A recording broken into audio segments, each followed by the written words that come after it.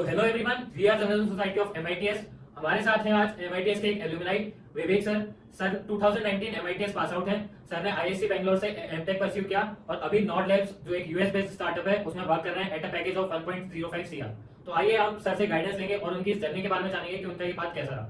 Welcome sir. तो sir अभी हम बात करेंगे 10th से। आपने 10th के बाद ही जनरली लोग डिसाइड करते हैं कि इंजीनियरिंग करनी है, क्या करना है। तो आपका 10th से डिसाइडेड था कि हाँ इंजीनियरिंग डोमेन में जाना है या कुछ और डोमेन भी सोच रखा था? नहीं, मेरा ऐसा कुछ डिसाइडेड तो नहीं था कि मुझे इंजीनियरिंग ही करनी है, बट एक्चुअली दो कारण थे उसके। पहला, मेरे स्कूल में 11th में सिर्फ मैथ्स या बायो का ही ऑप्शन था, कॉमर्स या अदर स्ट्रीम्स का ऑप्शन ही नहीं था, तो मुझे उन दोनों में से ही कुछ चूज करना था।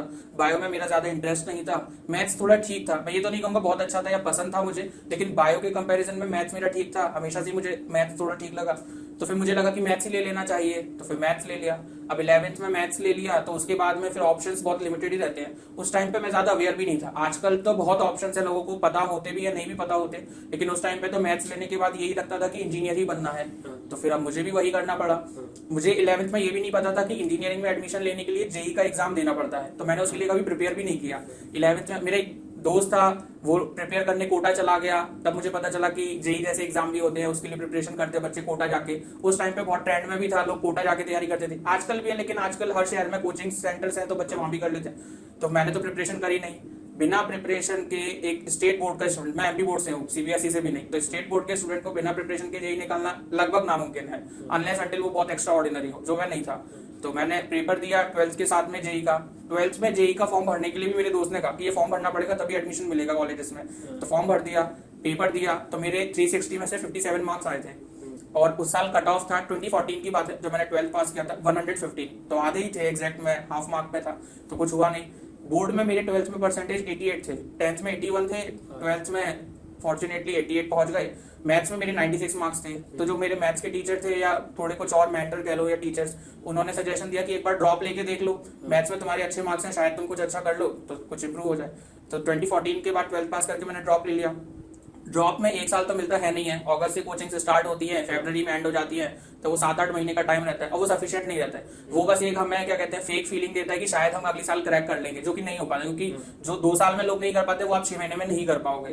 तो मैंने कोचिंग ज्वाइन कर ली ड्रॉप लेके दोबारा 2015 में दिया, तो 57 से इंप्रूव करके मैं 96 पे पहुंच गया, कट ऑफ 100 पे आ गया, और मैं तब भी मिस कर गया। अब उसके बाद में कुछ ऑप्शन तो था नहीं मेरे पास में, मुझे थोड़ा बहुत कॉन्फिडेंस था कि मेंस तो क्लियर हो ही जाएगा, तो मैंने मेंस के अलावा जो स्पेसिफिक इंस्टीट्यूट से अदर एग्जाम्स होते हैं उनके लिए अप्लाई भी नहीं किया था। और जब रिजल्ट आया तब एप्लीकेशन की सबकी डेट्स भी क्लोज हो चुकी थी, तो कुछ ऑप्शन बचा भी नहीं था। तो फिर ले करके 96 मार्क्स मेरे मेंस में थे, 12th में बोर्ड में 88 परसेंटेज थे, और चूंकि मैं स्टेट बोर्ड से था तो स्टेट बोर्ड का वेटेज थोड़ा ज्यादा होता था उस टाइम पे रैंकिंग में, तो मेरी रैंक ठीक ठाक बन गई। काउंसलिंग के लिए भर दिया, तो मुझे एमआईटीएस के लास्ट राउंड काउंसलिंग में एमआईटीएस का कंप्यूटर साइंस मिल गया। कंप्यूटर साइंस भी मैंने एज सच कुछ क्लियर नहीं था कि कंप्यूटर साइंस ही लेना है मुझे, लेकिन मुझे इतना पता था कोर ब्रांचेस नहीं लेंगे। मेरा फिजिक्स बहुत खराब था, बिना ड्रॉप लिए मेरे फिजिक्स में 15 मार्क्स थे, ड्रॉप लेने के बाद 7 मार्क्स आए थे मेरे, 7 कम हो गए थे ड्रॉप लेने के बाद मेरे। तो मुझे ये क्लियर था कोर ब्रांचेस तो नहीं हो पाएंगे मुझसे, तो फिर सीएसआईटी बचती है, सीएस मिल गया, सीएस में एडमिशन ले लिया। तो मेरा ये नहीं था कि हमेशा से मुझे इंजीनियर ही बनना है, उसमें भी स्पेसिफिकली कंप्यूटर साइंस इंजीनियर ही बनना है।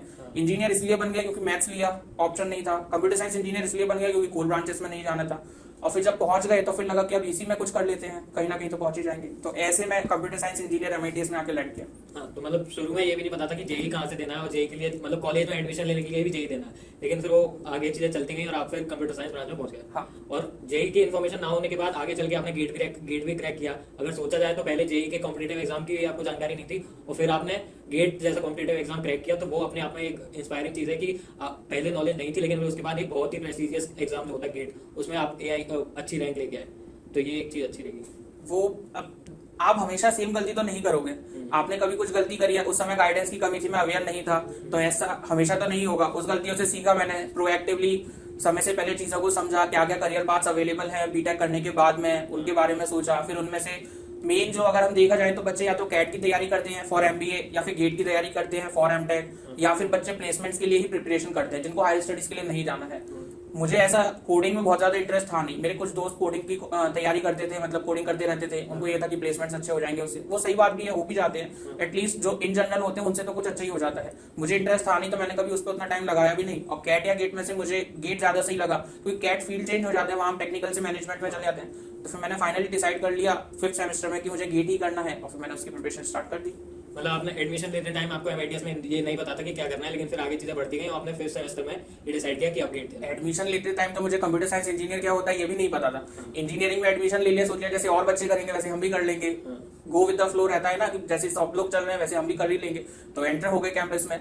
जब स्टार्ट हुआ बीटेक तो धीरे धीरे चीजों को समझा, फिर समझ में आया कि सिर्फ ऑन कैंपस प्लेसमेंट के भरोसे तो आप नहीं रह सकते। बच्चों का लगता है कुछ का अच्छा भी लगता है, लेकिन एज सच कुछ बहुत एक्स्ट्रा ऑर्डिनरी आप नहीं कर सकते, मतलब कि अनलेस अनटिल आप कोई टियर 1 कॉलेज से बैचलर्स कर रहे हो अपना। तो फिर वहां से कुछ ना कुछ तो करना ही था, या फिर वो जैसा चल रहा है वैसा भी चलने दे सकते थे। तो वहां पर जाकर के मैंने फाइनली डिसाइड किया कि मुझे कुछ अलग करना है और कुछ अच्छा करना है, तो कुछ ना कुछ तो करना ही पड़ेगा। तो फिर मुझे लगा कि गेट ही ठीक रास्ता रहेगा, और गेट के फायदे भी बहुत है, तो मैंने वही डिसाइड किया और फिर उसी रास्ते पे आगे बढ़ता हुआ।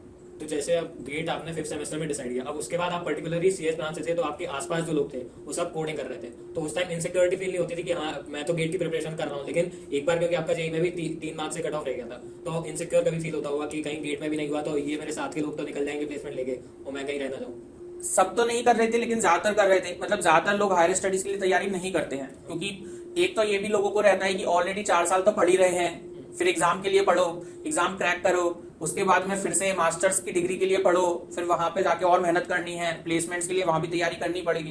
तो लोग सोचते हैं उसकी जगह हम डायरेक्ट यहीं पर ही प्लेसमेंट्स के लिए मेहनत कर लेते हैं।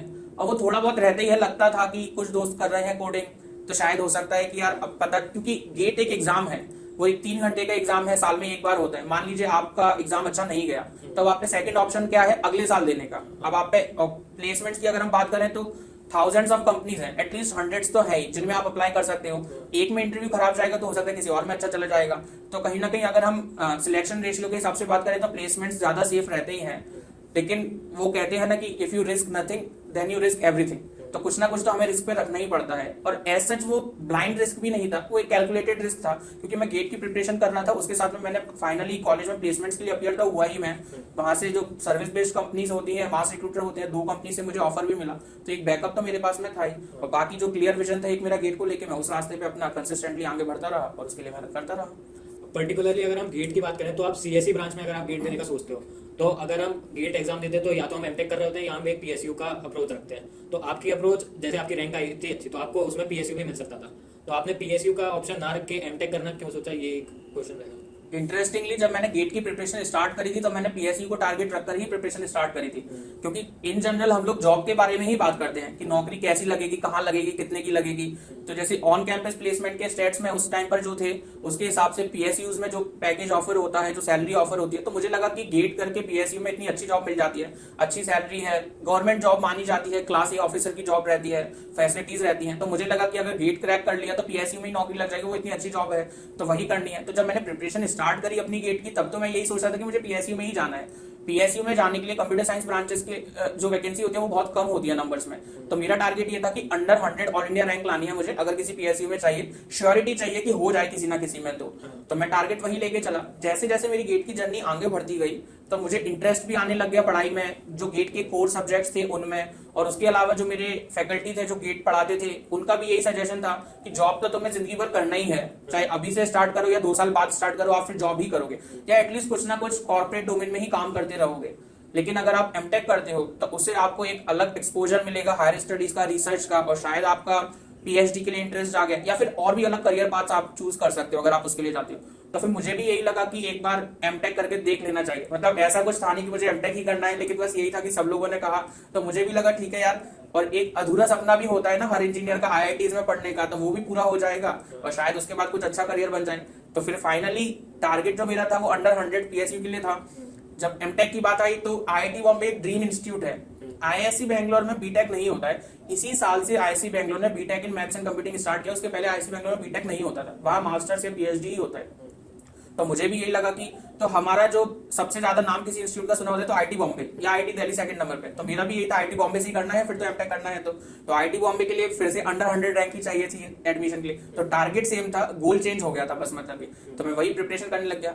फॉर्चुनेटली लाइफ में पहली बार जो मैंने टारगेट अपना रखा था उससे अच्छा कुछ मैंने अचीव किया। ऑल इंडिया 45 रैंक मेरी आ गई।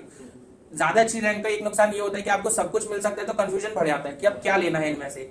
तो मेरी 45 रैंक आगे मुझे आईआईएससी भी मिल सकता था, आईटी बॉम्बे भी मिल सकता था, बाकी इंस्टीट्यूट फ्रेम में भी नहीं थे। डिबेट में यही 2 इंस्टीट्यूट थे, ये दोनों इंस्टीट्यूट्स को प्री कोविड आउटरीच प्रोग्राम कराते हैं जिसमें वो गेट रैंकर्स को बुलाते हैं। तो दोनों इंस्टीट्यूट ने मुझे बुलाया था, आईटी बॉम्बे ने भी, आईसी बैंगलोर ने भी। मैंने दोनों इंस्टीट्यूट विजिट किए, डिपार्टमेंट्स विजिट किए, वहां लोगों से बात करी। आईटी बॉम्बे में एक हमारे ही एमआईटीएस के सीनियर भी उस समय पढ़ रहे थे, एमटेक कर रहे थे, तो वो मिले मुझे वहां पर, उनसे बातचीत हुई। उन्होंने तो यही कहा कि यहीं आ जाओ, दोनों मिलकर साथ में बढ़िया करेंगे।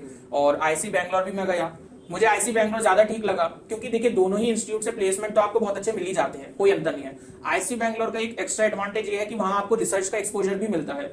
शायद आपका इंटरेस्ट ना हो रिसर्च में, कोई दिक्कत नहीं है, आप एमटेक तो कर ही रहे हैं, लेकिन बाई चांस अगर आपका इंटरेस्ट जाग जाता है तो आप हायर स्टडीज कंटिन्यू कर सकते हैं। तो फाइनली मैंने डिसाइड किया कि मुझे आईसी बैंगलोर जाना है, मैंने वो ज्वाइन किया और वहां से फिर मैंने एमटेक किया। और मैं ये कहूंगा कि IC Bangalore, IT Bombay, IT Madras या टॉप 7-8 इंस्टीट्यूट जो भी है, या टॉप 3-4 तो एटलीस्ट ऐसे हैं कि आप उनमें से कोई भी इंस्टीट्यूट ज्वाइन करोगे तो आपको कभी रिग्रेट नहीं होगा। मुझे किसी ने ये कहा था कि तुम चाहे आईसी बैंगलोर जाओ या तुम आईटी बॉम्बे जाओ, तुम कभी अपनी लाइफ में रिग्रेट नहीं करोगे कि मुझे दूसरे वाले को ज्वाइन करना चाहिए, क्योंकि वो दोनों ही बेस्ट है अपनी अपने फील्ड में। तो फिर मैंने आईसी बैंगलोर ज्वाइन कर लिया, वहां से फिर मैंने एमटेक किया। एक एमटेक के बारे में अगर हम सीएससी वाले के बच्चे के बारे में सोचें तो उसको ये अप्रोच होता है कि चलो एमटेक कर लिया, अब उसके लिए डोमेन क्या गवर्नमेंट में भी खुला होता है और प्राइवेट सेक्टर में भी खुला होता है? अगर आपका गवर्नमेंट सेक्टर अगर आप टारगेट कर रहे हैं तो मेरे ख्याल से आपको एमटेक तक भी नहीं जाना चाहिए, क्योंकि देखिए गेट का स्कोर कार्ड जो होता है पीएसयूज में सब में क्या कहते हैं वो एक्सेप्टेबल है ही, पीएसयूज हम गवर्नमेंट ही मानते हैं। उसके अलावा अगर हम बात करें DRDO, ISRO, Bhabha atomic research centre, इस टाइप के और भी जितने ऑर्गेनाइजेशंस हैं, यहाँ भी गेट के थ्रू एडमिशन होता है, या फिर गेट के जैसा ही एग्जाम होता है, उसके बाद में इंटरव्यू होता है और वहां फिर सिलेक्शन होता है। तो आप लोग एमटेक के लिए जाने की जरूरत ही नहीं है। लोग इसरो डीआरडीओ से एमटेक करने आते हैं, मतलब स्पॉन्सर्ड कैंडिडेट्स होते हैं। हमारे साथ में इसरो के लोग भी एमटेक कर रहे थे, तो आप कभी वहां से जाकर के भी एमटेक कर सकते हैं। लेकिन अगर वो आपके टारगेट में है तो जरूरी नहीं आप एमटेक करें। अगर आप एमटेक कर भी लेते हैं तो अभी कोई डायरेक्ट रिक्रूटमेंट तो होता है नहीं है ऑन कैंपस या कुछ, आपको फिर से उस एग्जाम के लिए अपियर होना ही पड़ेगा, फिर से उस इंटरव्यू प्रोसेस के थ्रू जाना पड़ेगा। बस फर्क ये रहेगा कि अगर आप एमटेक करके अपियर होंगे तो आप ज्यादा नॉलेज होगी आपके पास में, कुछ स्पेशलाइजेशन होगा और आपके चांसेस ऑफ सिलेक्शन ज्यादा होंगे एज कम्पेयर टू अगर आप बैचलर्स के बाद में अप्लाई करते हैं। तो एमटेक करने के बाद में आप गवर्नमेंट में भी जा सकते हैं। इनफैक्ट जो रिसर्चर्स रहते हैं या जो रिसर्च में लोग मतलब अच्छे होते हैं या कुछ स्पेशलाइजेशन होता है गवर्नमेंट उस सेक्टर में, तो वो लोग जाते ही हैं। अगर आप डीआरडीओ या इसरो की बात करें, वहां पे पोजीशन ही साइंटिस्ट की होती है, तो वहां पे आप जब तक आपका कुछ रिसर्च में इंटरेस्ट नहीं है तब तक आप वहां कैसे ही जा सकते हैं। तो एमटेक करने के बाद थोड़ा आसानी है वहां पर जाना। तो ये गवर्नमेंट सेक्टर के लिए हमने डिसाइड कर लिया कि अगर आपको गवर्नमेंट सेक्टर में जाना है तो आप बीटेक से भी जा सकते हैं, एमटेक की जरूरत नहीं है। अब अगर हम प्राइवेट सेक्टर की बात करें तो क्या ऐसा होता है कि एमटेक वाले को ज्यादा प्रेफर किया जाता है कंपेयर टू बीटेक?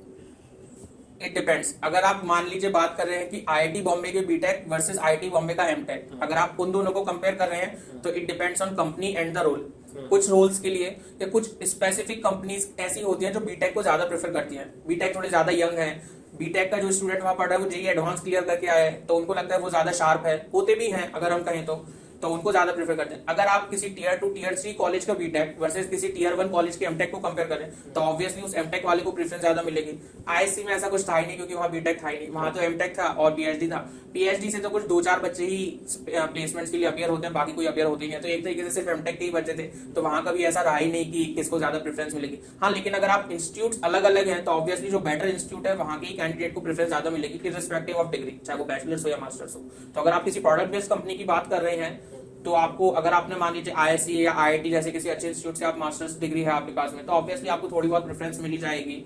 एटलीस्ट जब वो इंटरव्यू की प्रोसेस होती है तो वहां तक पहुंचना आपके लिए थोड़ा आसान हो जाएगा। मान लीजिए कोई नॉर्मल स्टूडेंट अप्लाई कर रहा है गूगल में और यही कोई आईएससी बैंगलोर का स्टूडेंट अप्लाई कर रहा है गूगल में, तो हाई चांसेस कि आईएससी बैंगलोर वाले स्टूडेंट को कॉल बैक मिलेगा, वो लोग एटलीस्ट प्रोसेस के लिए उसको कंसीडर तो करेंगे। किसी नॉर्मल इंस्टीट्यूट का स्टूडेंट अगर अप्लाई कर रहे हैं तो बहुत कम चांसेस है, अनलेस अनटिल वो बहुत अच्छा हो किसी स्पेसिफिक चीज में, कि उसको वापस वो लोग अप्रोच करें।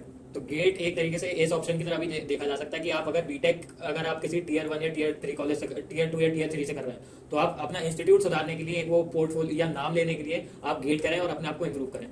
हाँ, और गेट मैं कहूंगा कि वो अपने नाम के हिसाब से है। इट्स एक्चुअली अ गेट, मतलब जो आपके करियर के लिए बहुत सारे रास्ते या दरवाजे खोल देता है। मतलब सिर्फ मास्टर्स नहीं है, और एक लोगों का परसेप्शन रहता है कि एमटेक के बाद में तो क्या प्रोफेसर बनना है क्या।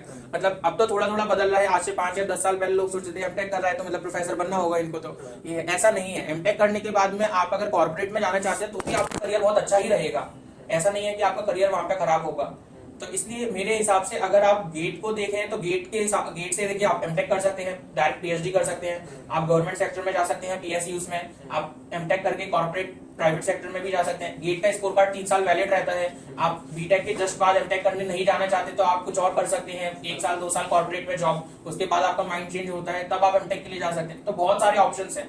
गेट में सिलेक्शन की बात जो है वो टफ हो सकता है कि आपको रैंक लाना है, वो किसी भी कंपटीशन की अगर हम बात करें तो वो टफ ही होता है। तो वो उस हिसाब से अगर हम देखें तो एक अलग बात है, वरना रास्ते तो बहुत सारे। अगर आप मान लीजिए आप कैट के एग्जाम के लिए अपियर हो रहे हैं, प्रिपेयर कर रहे थे, एक ही रास्ता है एमबीए, अगर हो गया तो ठीक है। उसका एक फायदा और है गेट का, अगर आपने एग्जाम क्रैक कर लिया तो डायरेक्ट एडमिशन मिल जाता है। कुछ छोटा 10-15-20 मार्क्स का टेस्ट होता है, कुछ एक इंस्टीट्यूट कराते हैं, वरना डायरेक्ट एडमिशन है। कैट अगर आपने क्रैक कर भी लिया तो वो स्कोर के बेसिस पे आपको एडमिशन तो मिलेगी नहीं, उसके बाद में ग्रुप डिस्कशन, पर्सनल इंटरव्यू और भी तमाम प्रोसेस रहती है। वो आपका पूरा एकेडमिक करियर को देखेंगे और नॉन एकेडमिक एक्टिविटीज में आप कितने इन्वॉल्व, बहुत सारी चीजें देखते हैं, उसके बाद में जाके कहीं आपको एडमिशन मिलेगा। तो गेट ज्यादा सेफ भी है उस हिसाब से। अब हमने गेट के बारे में बात कर लिया कि गेट देने से फायदे क्या क्या होंगे आपको। अब गेट की प्रिपरेशन अगर एक बच्चा स्टार्ट करता है सीएसई जो अभी कॉलेज में बीटेक कर रहा है, तो उसके लिए स्टार्ट करने के लिए आप कोई सजेशन कि किसी इंस्टीट्यूट से कर सकते हैं, या ये इंस्टीट्यूट अच्छा है या ये टीचर अच्छे हैं, तो वहां से स्टार्ट कैसे करे कोई बच्चा अगर वो गेट का प्रिपरेशन अभी करना चालू करे? गेट प्रिपरेशन के लिए मैं पहले तो ये कहूंगा कि कहाँ से, पहले जो सबसे बड़ा सवाल लोगों को ये रहता है कि वो कब से स्टार्ट करना चाहिए, जो ज्यादातर बच्चों के मन में रहता है कि what's the right time to start the preparation for GATE exam. तो मेरे हिसाब से ये है कि जब हमने गेट का एग्जाम दिया था, जब मैंने दिया था 2019 में, तब से फाइनल ईयर के स्टूडेंट्स या जो पास आउट है वही दे सकते थे। लास्ट ईयर से गेट में मॉडिफिकेशन हुआ है कि थर्ड ईयर के स्टूडेंट्स भी दे सकते हैं। अब थर्ड ईयर के स्टूडेंट्स भी दे सकते हैं। उसका एक फायदा ये है, मान लीजिए आपने थर्ड ईयर में अपना गेट का एग्जाम दिया, आपने अच्छा स्कोर नहीं किया, तो अभी आपके पास पूरा 1 साल है और एक चांस और है कि आप अपने बीटेक के साथ में दोबारा फाइनल ईयर में अपीयर हो, अपनी परफॉर्मेंस को इंप्रूव करें और दोबारा से गेट का एग्जाम दें। अब मान लीजिए यही आप सिर्फ फाइनल ईयर में दे सकते हैं, तो आपने फाइनल ईयर में गेट का एग्जाम दिया, वो अच्छा नहीं गया, सबका नहीं भी जाता, कुछ लोगों का बहुत रीजन होते हैं जिस वजह से मान लीजिए किसी का खराब चला गया, तो अब या तो वो ड्रॉप ले और फिर गेट का एग्जाम अगले साल दे, या फिर वो जो भी अगर उसका प्लेसमेंट हो गया है तो उस कंपनी को ज्वाइन कर ले और उसके साथ में दे। अब किसी कंपनी को ज्वाइन करने के बाद में गेट का एग्जाम देना उतना आसान नहीं रहता, क्योंकि जब आप एक नई कंपनी ज्वाइन करते हैं तो बहुत सारी चीजें समझनी पड़ती हैं, आप उसमें ही बहुत इन्वॉल्व हो जाते हैं। बहुत सारी कंपनीज में 2-2, 3-3 महीने की 4 मंथ्स की ट्रेनिंग होती है, तो आपको वो क्रैक करनी पड़ती है, टेस्ट होते हैं, तभी आपको फिर फुल टाइम माना जाता है, वरना प्रोफेशनल रहते हैं आप एक तरीके से, तो ज्यादा मुश्किल हो जाता है। दूसरा रास्ता ड्रॉप लेने का। जो लोग जेई के लिए ड्रॉप ले चुके होते हैं और फेल हो चुके होते हैं, वो लोग 100 बार सोचते हैं दोबारा ड्रॉप लेने से, क्योंकि वो एक बार ड्रॉप लेके फेल हो चुके हैं, तो उनको लगता है कहीं ना कहीं वैसा दोबारा नहीं हो जाए, तो वो रास्ता बहुत सारे लोग कभी चूज ही नहीं कर पाते हैं। तो बचा क्या है? अब दूसरी बात, अगर आप ये देखें कि आप बीटेक के साथ में गेट की तैयारी कर रहे थे, तो आप वो सब चीजें पढ़ रहे थे, कॉलेज में भी पढ़ रहे थे, गेट के लिए भी पढ़ रहे थे, तो वो ज्यादा आसान था। अब यही आप नौकरी के साथ में करेंगे तो नौकरी आप अलग, वहां पे मतलब वो अलग काम चल रहा है, अब गेट के लिए आपको पढ़ाई अलग करनी है, तो वो ज्यादा टफ हो जाता है। तो मेरे हिसाब से, क्योंकि अब आपके पास ये ऑप्शन है कि आप थर्ड ईयर में भी दे सकते हैं, जब से फाइनल ईयर में दे सकते थे तब भी बच्चे सेकंड या थर्ड सेमेस्टर से प्रिपरेशन स्टार्ट कर देते थे, अब तो आप थर्ड ईयर में दे ही सकते हैं। तो मेरे हिसाब से अगर आप वाकई में आपको क्लियर एक विजन है कि आपको गेट ही करना है, उसके बाद जो भी गेट के स्कोर के बेसिस पे आप अपना रास्ता चुनना चाहें, लेकिन अगर आपका क्लियर है कि आपको गेट के लिए ही जाना है, तो फिर मेरे हिसाब से ये है कि आप सेकंड या थर्ड सेमेस्टर में तो एटलीस्ट यू शुड स्टार्ट, आप थर्ड सेमेस्टर में स्टार्ट कर दें प्रिपरेशन। देखिए जो गेट में 10 सब्जेक्ट पूछे जाते हैं वो सब हमारे बीटेक में भी रहते ही हैं, बच्चे उनको ध्यान से नहीं पढ़ते हैं, फिर जब यही बच्चे गेट के लिए अपियर होते हैं तब उनको समझ में आता है ये सब्जेक्ट कितना इंपॉर्टेंट था, उसको वही अच्छे से पढ़ते हैं और फिर इंटरेस्ट भी जाग जाता है बच्चों का उन सब्जेक्ट में। तो आप थर्ड सेमेस्टर से स्टार्ट करें। मैं किसी स्पेसिफिक इंस्टीट्यूट के बारे में तो नहीं बोलूंगा कि आप यहाँ से प्रिपेयर करें, जैसे मैंने एक कोचिंग ज्वाइन की थी शहर में, वो कोचिंग अब बंद हो चुकी है, तो अब तो वो कोचिंग है ही नहीं, तो मैं उसके बारे में भी नहीं बोल सकता कि आप वहां चले जाएं। और आजकल पोस्ट कोविड अगर हम देखें, या फिर अगर हम ये कोविड अभी मान ही लें कि चल ही रहा है, तो अभी कोविड ने हमें ये तो सिखाई दिया कि हर चीज ऑनलाइन की जा सकती है, लोग नौकरी ऑनलाइन कर लेते हैं। मैंने अपने एमटेक के 15 मंथ्स ऑनलाइन स्टडी करी है, तो आप लोग गेट की प्रिपरेशन भी ऑनलाइन कर ही सकते हैं। और ऑनलाइन तो बहुत सारे प्लेटफॉर्म्स है, बहुत सारी कोचिंग है जिनके कोर्सेज हैं, सबके रिव्यूज और फीडबैक आपको मिल जाएंगे। आप मेरे से ले लीजिए, या जिन लोगों ने गेट क्रैक किया है, जो आपके सीनियर्स हैं जो यूज कर रहे हैं, आप उनसे रिव्यूज ले लीजिए और उसके हिसाब से जो आपको लगता है जो बेस्ट सूटेबल आपको मीडियम लगे कि यहाँ से पढ़ना है, आप उसको ज्वाइन कर ले और आप वहां से तैयारी करें। उसके अलावा गेट के लिए तो रिसोर्सेज फ्री भी बहुत सारे अवेलेबल हैं। एनपीटीईएल की अगर हम बात करें तो वहाँ वो आईआईटीज आईएससी के प्रोफेसर ही पढ़ा रहे हैं, अल्टीमेटली एग्जाम का पेपर भी वही लोग बता रहे हैं। बस फर्क ये रहेगा कि जो कोचिंग का मटेरियल रहता है वो कॉम्पिटिशन ओरिएंटेड रहता है, स्पेसिफिक प्रिसाइज उतना ही रहेगा, और वो जो एनपीटीईएल पे मिलेगा वहाँ आपको थोड़ा एक्स्ट्रा कंटेंट भी मिलेगा, लेकिन आप वहाँ से सीखेंगे भी थोड़ा सा ज्यादा। आप वहाँ से पढ़ सकते हैं, बुक्स को यूज कर सकते हैं, और बहुत सारे रिसोर्सेज है। मैं ये कहूंगा कि आप कंफ्यूज हो जाएंगे कि पढ़ना कहाँ से है, रिसोर्सेज इतने अवेलेबल है। तो जो भी बेस्ट मीडियम आपको लगता है ऑनलाइन ऑफलाइन आपके सुविधा के हिसाब से आप उसको चूज कर लें और वहां से पढ़ाई स्टार्ट कर दें। और थर्ड सेमेस्टर से तो आप लोग स्टार्ट कर ही सकते हैं, क्योंकि आप लोग को थर्ड ईयर के साथ में एक बार अटेम्प्ट करना ही चाहिए गेट का एग्जाम। और मैं तो ये कहूंगा कि हर कंप्यूटर साइंस इंजीनियर को गेट का एग्जाम देना चाहिए। गेट चेक कर ही क्या रहा है, 100 मार्क्स का पेपर होता है, 15 का उसमें एप्टीट्यूड रहता है और 25 या 30 नंबर कट ऑफ रहता है उसका, और उसके बाद में भी 1 लाख में से लगभग 85% लोग 25 मार्क्स भी नहीं ला पाते हैं, जिसमें 15 का तो एप्टीट्यूड ही था, और इंजीनियर्स का एप्टीट्यूड तो अच्छा ही माना जाता है बाकी लोगों से। तो आपको इसलिए देना चाहिए क्योंकि गेट से सिर्फ आपको ये नहीं होगा कि आपको एमटेक ही करना है, गेट से आपको ये भी पता चलेगा कि आपको जो कोर कंप्यूटर साइंस के सब्जेक्ट्स हैं उनकी कितनी नॉलेज है, वो पूछ ही क्या रहे हैं। OS, database, programming, data structures, algorithms, यही सब सब्जेक्ट तो हैं, ये तो आपको आनी ही चाहिए। एटलीस्ट एक सर्फेस लेवल नॉलेज तो इन सब चीजों की होनी चाहिए। और अगर आप गेट के लिए प्रिपेयर करते हैं तो मैं यही कहूंगा कि जो सर्विस बेस्ड कंपनीज रहती है उनके इंटरव्यू तो बहुत आसानी से क्रैक हो जाते हैं। वो लोग जो सब चीजें पूछते हैं उससे अच्छा तो गेट के एग्जाम के प्रिपरेशन के दौरान ही आप लोग सीख जाते हैं। एक सिर्फ कोडिंग ही तो थोड़ी सी अलग रह गई, उसके अलावा तो सब कुछ आप पढ़ रहे हैं। तो गेट की प्रिपरेशन आप करेंगे तो मुझे जैसे कि जो ऑन कैंपस प्लेसमेंट्स के लिए मैं अप्लाई हुआ था उनके लिए मुझे कुछ अलग से तैयारी नहीं करनी पड़ी थी। टेक्निकल साइड की एप्टीट्यूड या थोड़ा बहुत जो अपन वर्बल कॉम्प्रिहेंशन या इन सब चीजों की थोड़ी बहुत प्रिपरेशन करी थी, लेकिन टेक्निकल साइड की नहीं करनी पड़ी थी क्योंकि गेट की वजह से मेरी इतनी प्रिपरेशन थी, आराम से इंटरव्यू क्रैक हो गए। इवन कुछ कंपनीज के इंटरव्यू में तो मुझे मना करना पड़ा कि मुझे ये नहीं आता है, क्योंकि फिर उनको लगने लगेगा इसको इतना आता है तो ये कंपनी में टिकेगा ही नहीं, वो ओवर क्वालिफाइड मान के फिर आपको सिलेक्ट नहीं करेंगे। तो बहुत आसान रहता है सर्विस बेस्ड कंपनीज के इंटरव्यू क्रैक करना अगर आप गेट के लिए प्रिपरेशन करें। And the right time is, मेरे हिसाब से तो आप कभी भी स्टार्ट कर सकते हैं, but start as early as possible. मतलब सेकंड ईयर में थर्ड सेमेस्टर एक एप्रोप्रिएट टाइम है स्टार्ट करने की। बिल्कुल। अब हम गेट सीएसई की बात करें तो उसमें टोटल सब्जेक्ट्स कितने होते हैं? गेट सीएसई में टोटल 10 सब्जेक्ट्स होते हैं, टेक्निकल प्लस इंजीनियरिंग मैथमेटिक्स होता है और प्लस एप्टीट्यूड होता है। 15 मार्क्स का एप्टीट्यूड का सेक्शन रहता है, 85 मार्क्स का टेक्निकल रहता है। उस टेक्निकल में 7-8 नंबर का इंजीनियरिंग मैथमेटिक्स पूछा जाता है, बाकी सब हमारे कोर सब्जेक्ट्स रहते हैं। 65 क्वेश्चन होते हैं, 3 घंटे का एग्जाम होता है, 30 क्वेश्चन 1 मार्क्स के, 35 क्वेश्चन 2 मार्क्स के, एमसीक्यू रहते हैं। पैटर्न और ये सब चीजें आपको ऑनलाइन डिटेल्स मिल जाएगी, लेकिन जो टेक्निकल वाला सेक्शन है वो 10 सब्जेक्ट का रहता है, तो वहां पर आपको एक अच्छा खासा प्रिपरेशन करना पड़ेगा क्योंकि जेई में तो 3 ही सब्जेक्ट रहते हैं, मैथ्स, फिजिक्स और केमिस्ट्री। यहाँ पे 10 सब्जेक्ट है प्लस एप्टीट्यूड है ही, उसके लिए भी प्रिपरेशन तो थोड़ी बहुत करनी ही पड़ती है, एटलीस्ट प्रैक्टिस तो ये रहता है। तो वहां पर आपको ये ध्यान रखना पड़ेगा कि आपको 10 सब्जेक्ट की तैयारी करनी है। अगर हम कट ऑफ की बात करें तो मैक्सिमम लोग, जैसे हमने बताया 15% लोग कट ऑफ क्वालिफाई करते हैं। कट ऑफ मार्क्स देखा जाए तो वो ज्यादा से ज्यादा 25 है या मैक्सिमम 30 है? 30 बस। 30 से ऊपर कट ऑफ अभी तक तो नहीं गया। बिल्कुल। तो अगर हम मैथ्स और एप्टीट्यूड अकेला प्रिपेयर कर लेते तो आपको एप्टीट्यूड 15 मार्क्स दे रहा है और मैथ्स आपको कम से कम 10 तो दे देगा। सही बात तो है। उस हिसाब से अगर आप मैथ्स और एप्टीट्यूड अगर प्रिपेयर करके जा रहे हो तो आपका कट ऑफ तो निकल जाएगा। उसके अलावा अगर आप मान लो 4 सब्जेक्ट भी पढ़ के जा रहे हो तो आप अच्छी रैंक ला सकते हो नीट में। अच्छी रैंक तो आप 4 सब्जेक्ट पढ़ के नहीं ला सकते हो, क्योंकि अच्छी रैंक के सबके मायने अलग अलग होते हैं। मान लीजिए मेरा टारगेट अंडर 100 का था, किसी का टारगेट सिंगल डिजिट रैंक का भी होता है। कोई सोचता है यार 1000 में आ जाए, कोई ठीक ठाक कॉलेज तो मिल ही जाएगा, किसी का रहता है कट ऑफ क्लियर हो जाए हमारा। तो सबके टारगेट्स अलग होते हैं। तो मैं ये तो नहीं कहूंगा अच्छी रैंक, अगर मान लीजिए आपका अच्छा अंडर 500 है या अंडर 100 है तो आपको सारे सब्जेक्ट ही पढ़ने पड़ेंगे। 4 सब्जेक्ट पढ़ के तो अंडर 1000-2000 लाना भी मुश्किल है, क्योंकि देखिए आप 4 सब्जेक्ट पढ़ के जा रहे हैं, इसका मतलब ये तो नहीं है कि उन 4 सब्जेक्ट का सब कुछ आपको आता होगा या सब कुछ आप सही करेंगे। दूसरी चीज ये है, गेट का एग्जाम डायनामिक है। किसी साल कंप्यूटर नेटवर्क से 12 नंबर का पूछा जाता है, किसी साल 6 नंबर का पूछा जाता है। अब मान लीजिए जो 4 सब्जेक्ट आप पढ़ के गए हैं उनको उस साल कम आए एग्जाम में, तो आप फिर कैसे, उसके लिए आपका बहुत नुकसान हो जाएगा और फिर आप अपना जो टारगेट है वो तो आपको बहुत पीछे ही कहीं रह जाएगा। तो आपको सारे सब्जेक्ट ही पढ़ने पड़ेंगे और वो इतना टफ भी नहीं है। अगर आप किसी कॉम्पिटिटिव एग्जाम के लिए अपियर हो ही रहे हैं तो you have to complete the syllabus. आपको सिलेबस तो पूरा पढ़ना ही चाहिए, और गेट का सिलेबस भी बहुत प्रिसाइज है। आप उनकी वेबसाइट पे जाएंगे, 2 पेज की पीडीएफ फाइल है जहां पर सारे सब्जेक्ट्स दे रखे हैं, उन सब्जेक्ट्स में क्या क्या टॉपिक्स हैं वो भी दे रखे हैं। अब आपको वो चीजें पढ़नी है, तो इतना प्रिसाइज होने के बाद में जो इन जनरल इंडिया में कॉम्पिटिटिव एग्जाम्स में नहीं होता है सिलेबस, तो उसके बाद तो आपको एटलीस्ट एक बार सरफेस लेवल पे तो सारी चीजें पढ़नी ही चाहिए,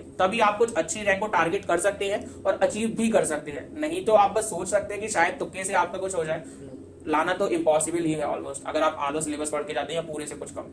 और वैसे भी आप जेई का कंपटीशन देख चुके हैं तो आपको अगली बार चांस लेना ही नहीं चाहिए, आपको पूरी तरीके से तैयार होकर जाना। आपको दोबारा से वो गलती रिपीट करनी ही नहीं चाहिए। और फिर गेट में भी, गेट कंप्यूटर साइंस में भी लगभग 1 लाख बच्चे अपियर होते हैं जो सिर्फ कंप्यूटर साइंस के। टोटल गेट में तो 8-10 लाख बच्चे होते हैं, सिर्फ कंप्यूटर साइंस में 1 लाख बच्चे होते हैं। उनमें से मान लीजिए कट ऑफ के हिसाब से हम बात करें तो कुछ 15,000 बच्चे क्वालिफाई करते हैं। जिस बच्चे ने क्वालिफाई कर लिया उसका मतलब ये तो है नहीं उसको कुछ अच्छा मिल ही जाएगा। जेई में भी क्या कहते हैं 1.5 लाख बच्चे मीन्स निकालते हैं, सबको तो थोड़ी ना सीट मिल जाती है। आईआईटीज की अगर हम बात करें, टॉप 7-8 इंस्टीट्यूट्स हैं, उनमें मिला करके मान लीजिए 500 सीटें होंगी, टॉप 7 आईआईटीज प्लस आईआईसी।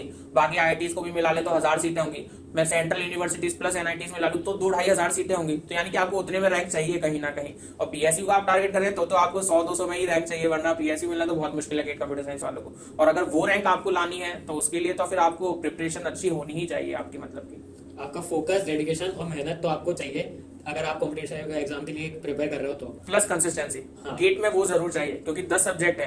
कई बार क्या होता है, हमने एक सब्जेक्ट पढ़ा, कंप्लीट हो गया, दूसरा पढ़ना स्टार्ट कर दिया, अब जब तक दूसरा कंप्लीट होगा हम पहले ही भूल गए।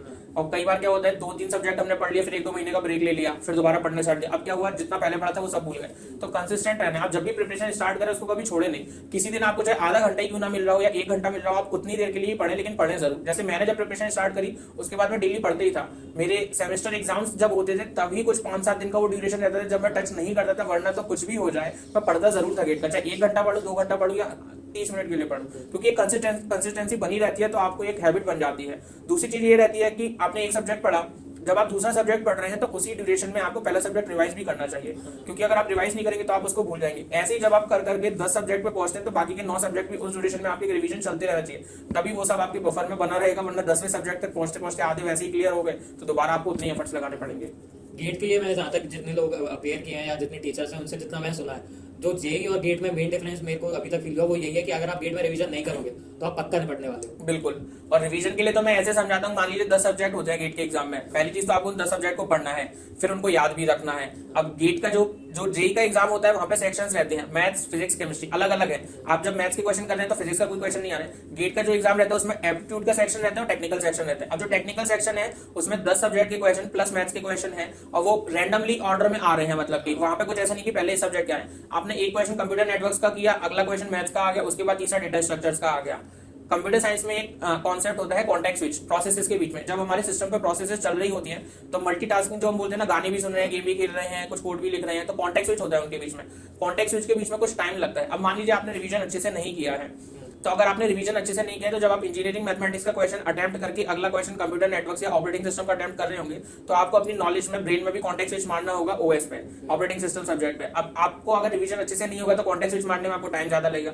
जो टाइम ज्यादा लगेगा वो आपके उस 3 घंटे के ड्यूरेशन में से ही कम होता जाएगा। अब जितना ज्यादा टाइम आप सिर्फ कॉन्टेक्स्ट स्विच में ही लगा देंगे, टोटल टाइम आपका कम हो जाएगा। दूसरी चीज ये होती है कि जैसे कंप्यूटर में कंप्यूटर में मेमोरीज की जो हायरार्की होती है, सेकेंडरी मेमोरी सबसे स्लो होती है, तो जो हमारे नोट्स होते हैं वो सेकेंडरी मेमोरी होती है। जब हमने उसमें लिख दिया तो वो सेकेंडरी मेमोरी है, वहां पे लिखा हुआ है। जब हम उसका रिवीजन स्टार्ट करते हैं तो सेकेंडरी मेमोरी से प्राइमरी में यानी कि रैम में हम उसको लाते हैं। जैसे जैसे हम रिवीजन करते चले जाएंगे और स्ट्रांग होते चले जाएंगे वैसे वैसे वो रैम से निकल करके कैश में आ जाएगा।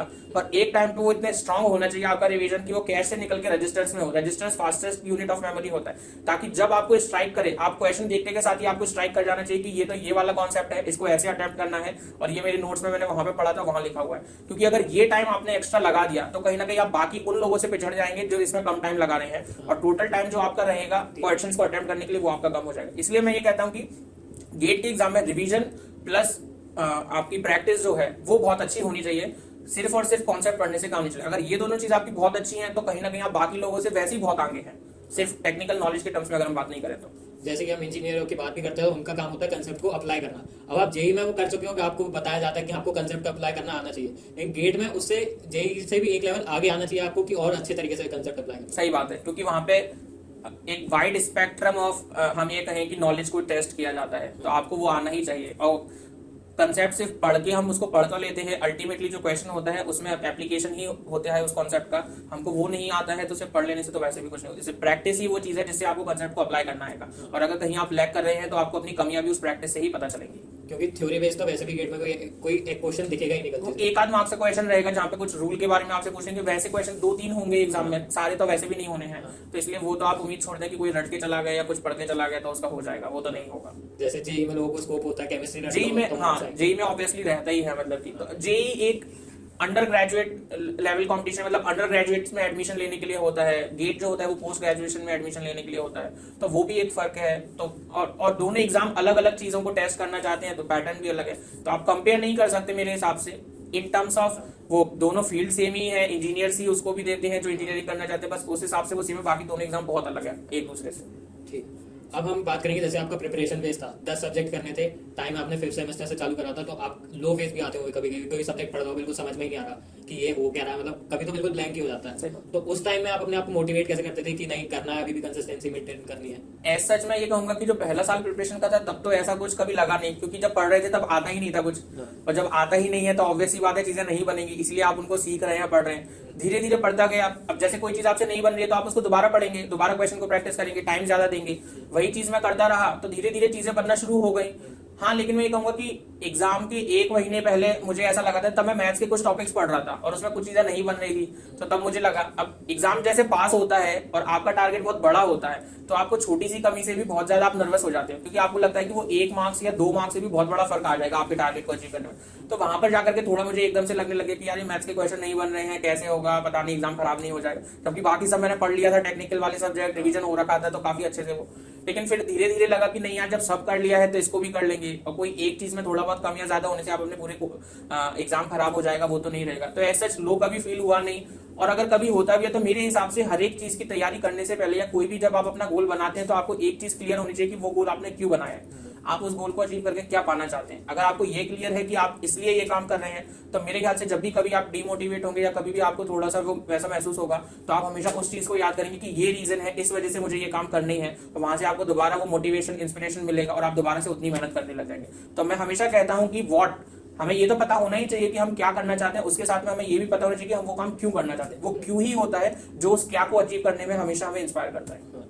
तो प्रिपरेशन हमने गेट की स्टार्ट करी, पहला स्टेप मान लिया हमने डिसाइड करना, दूसरा स्टेप कहीं कोचिंग लगाना या प्रिपरेशन स्टार्ट या सेल्फ स्टडी करना, जो भी तरीका आपको समझ में आए। ठीक है। उसके बाद जो मेजर एक स्टेप माना जाता है वो होता है टेस्ट सीरीज देना। सही बात। तो लोग ये मतलब प्रिपरेशन करने के बाद कब से एक टाइम माना जाए कि टेस्ट सीरीज देना चालू कर देना चाहिए, या ये एक अप्रोप्रिएट? मेरे हिसाब से एग्जाम के आपको एटलीस्ट 3 to 4 मंथ्स पहले टेस्ट देना स्टार्ट कर देना चाहिए। बहुत से बच्चे ये सोचते हैं कि सिलेबस कंप्लीट हो जाएगा तभी टेस्ट देंगे, नहीं तो अभी टेस्ट देंगे तो मार्क्स कम आएंगे तो लगेगा कि यार बन नहीं रहा है, और उसे कहीं ना कहीं एक थोड़ा सा वो लगने लग जाएगा कि हमसे हो नहीं पा रहा है वो चीज। और मुझे ऐसा लगता है सिलेबस कभी खत्म नहीं होता है। आपको कभी इंसान, मैं ये नहीं कहूंगा कि मैंने 100% पढ़ के गया था, गेट के एग्जाम के एक दिन पहले मैंने कुछ भी नहीं पढ़ा था, और जो मतलब 2 days बिफोर तक मैंने रिवीजन किया, और उसके बाद में मैंने अपने बंद करके रख दिए नोट्स, और मेरे मन में एक बात थी कि जितना मैं कर सकता था मैंने सब पढ़ लिया है, और मेरा लिए यही 100% सिलेबस है। इसके अलावा और भी बहुत चीजें होगी मुझे उनके बारे में नहीं पता, मैं इतना ही कर सकता था, यही मेरा 100% है। तो आपको कभी इस बात का इंतजार नहीं करना है कि आप सिलेबस कंप्लीट कर लेंगे तब टेस्ट देंगे। 3 से 4 महीने पहले आप टेस्ट देने स्टार्ट करते हैं। देखिए आपने तब तक कुछ सब्जेक्ट्स पढ़ लिए होंगे,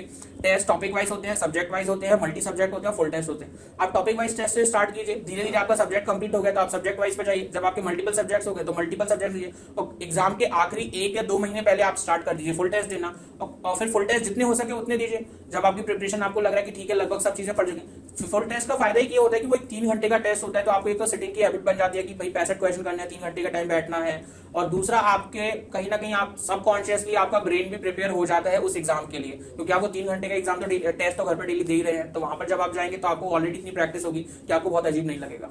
अब ये हमने ये डिसाइड कर लिया कि 3-4 महीने पहले सब्जेक्ट वाइज टेस्ट देना स्टार्ट कर सकते हैं, और एग्जाम के 1 महीने पहले फुल लेंथ टेस्ट देना चालू करो। बिल्कुल।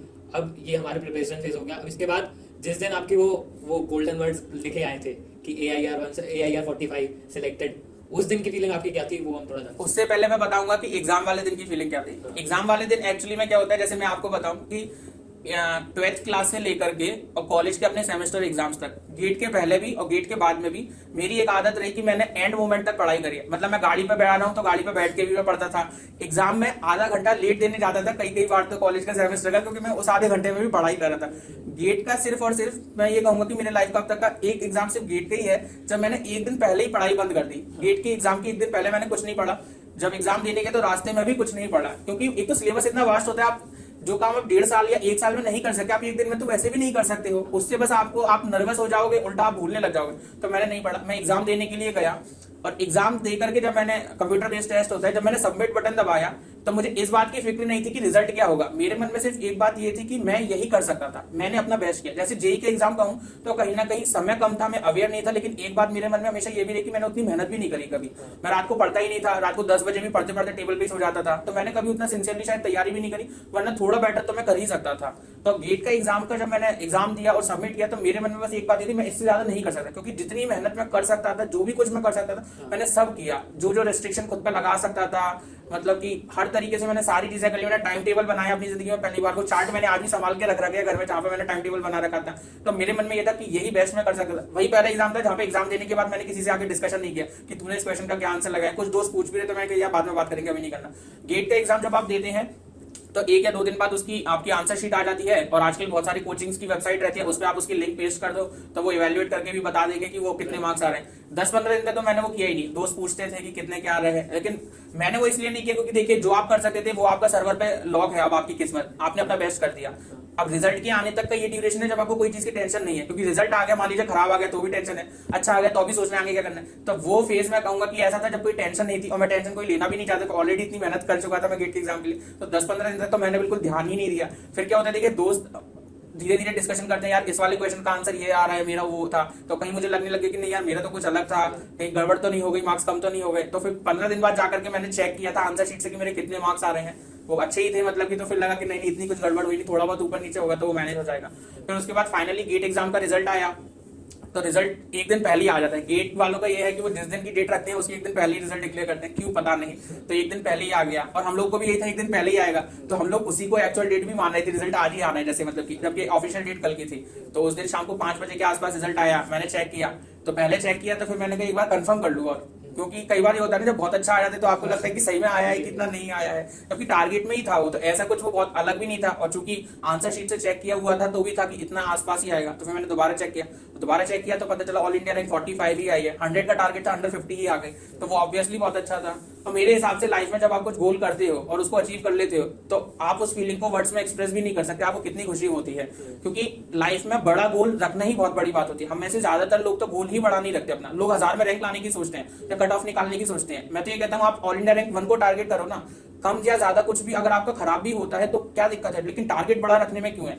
लोग हंसते हैं, लोग सोचते हैं कि क्या कहते हैं आप नहीं कर पाओगे। जैसे मैं किसी को बोलता था कि मेरी ऑल इंडिया रैंक 100 टारगेट है, तो कई लोगों को लगता होगा कि बोलने में क्या ही जाता है, आएगी तो बड़ी बात होती है ना, मतलब कि, और फिर रहते ही है। देखिए मैं ये कहूंगा कि किसी भी गोल को अचीव करने में जितना लोग आपको मोटिवेट करते हैं, उतना ही उस गोल को अचीव करने में योगदान आपके क्रिटिक्स का भी रहता है, जो ये बोलते हैं कि आप नहीं कर सकते हो।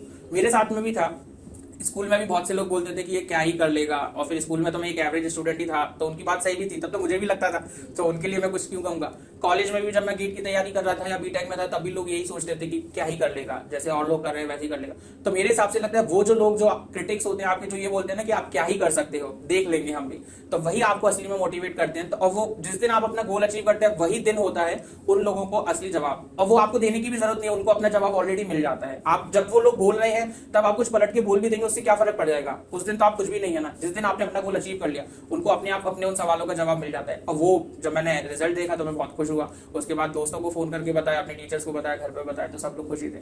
और वो कहीं ना कहीं वो 2-4 दिन तो आपको एक सेलिब्रिटी फीलिंग आई जाती है, अखबार में फोटो आ रहा है, लोग आपको कांग्रेचुलेशंस बोल रहे हैं, फोन आ रहे हैं आपके पास, लोगों को सब आपकी तारीफ करें, तो आपको अच्छा लगता है अल्टीमेटली। लेकिन आपको कहीं ना कहीं पता होता है कि ये सब तो टेम्पररी है, अल्टीमेटली तो जो हमारा गोल था हमें वो अचीव करना है, और ये बस उसका एक स्टेप है। तो वही था, बहुत अच्छा था, और वो गोल्डन टाइम ही कहूंगा मैं अपनी लाइफ का, मतलब क्योंकि वो एक ऐसा मोमेंट था जिसने मेरी लाइफ वाकई में बदल दी। सिर्फ मैं इन टर्म्स ऑफ करियर नहीं कहूंगा, इन टर्म्स मतलब एज अ पर्सन भी बहुत कुछ बदल दिया उस एक चीज ने। अगर वो नहीं होता तो शायद मैं आज कुछ और पर्सन होता, अच्छा बुरा मुझे नहीं पता, लेकिन बदलाव तो होता ही होता।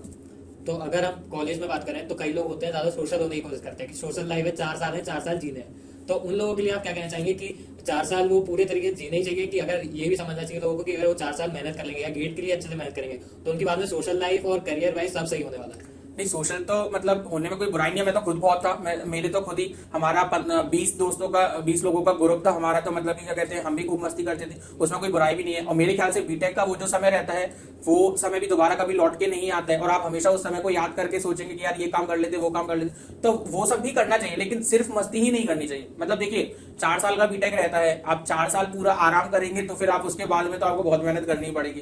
तो मेरा यह है कि एक बैलेंस होना चाहिए, आप मस्ती भी करें लेकिन आप थोड़ा सा सिंसियर भी रहें अपने करियर को लेके, अपने गोल्स को लेके, और उनके लिए भी मेहनत करें ना। ऐसा तो नहीं है कि मैंने गेट की पूरे प्रिपरेशन के ड्यूरेशन पूरे दिन से पढ़ते ही रहता था, कहीं आखिरी के 3 महीने ऐसे ही रहा कि मैंने एक तरीके से घर में खुद को, मतलब ये कोविड से पहले लॉकडाउन मैंने अपने लिए लगा लिया था कि मैं घर में ही रहता था, और मैं कहीं आता जाता, किसी इवेंट में नहीं जाता था, किसी रिलेटिव की यहाँ शादी है, किसी के कुछ फंक्शन है, कहीं नहीं जाता था, घर में हूँ, पढ़ रहा हूँ, सोशल मीडिया को सब बंद कर दिया। लेकिन वो ऐसा नहीं पूरी प्रिपरेशन की जर्नी के दौरान किया, और मेरे ख्याल से मतलब उसकी उतनी वर्थ थी वो काम करने की, मतलब उसने उतना मतलब कंट्रीब्यूशन दिया मेरे एक्चुअल गोल में अचीव करने में।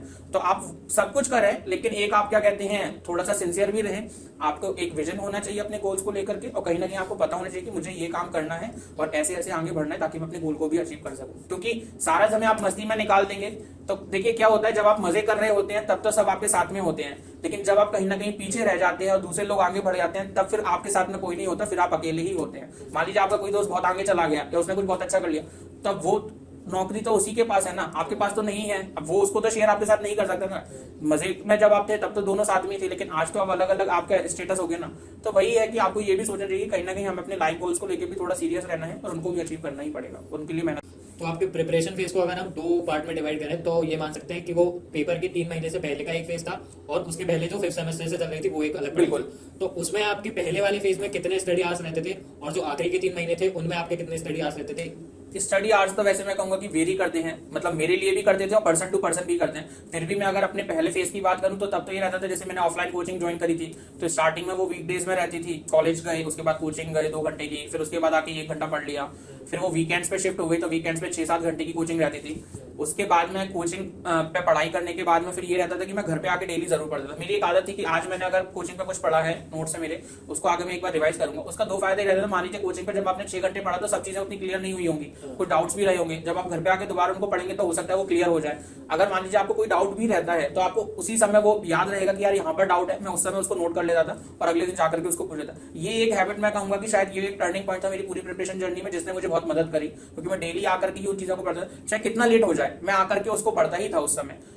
तो उस समय मैं कहूंगा कि वीकडेज में कॉलेज रहता था, वीकेंड्स पे 6 घंटे की कोचिंग, अब उसके बाद में 2 घंटे आप और जोड़ लीजिए, तो ऐसा रहता था। और वो कुछ बहुत फिक्स नहीं था क्योंकि उसके अलावा भी बहुत सारी चीजें रहती थी, सेमेस्टर एग्जाम्स है, कहीं जाना है, कुछ करना है। जो आखिरी 3 महीने रहते उसमें ये था सेमेस्टर एग्जाम खत्म हो गए थे, कॉलेज जाना तो मैंने बंद कर ही दिया था। फिर उसके बाद में मतलब कि ब्रेक भी था और फिर मैंने बंद कर दिया। नवंबर से स्टार्ट करूंगा मैं, फरवरी स्टार्टिंग में एग्जाम था, नवंबर दिसंबर जनवरी 3 महीने थे।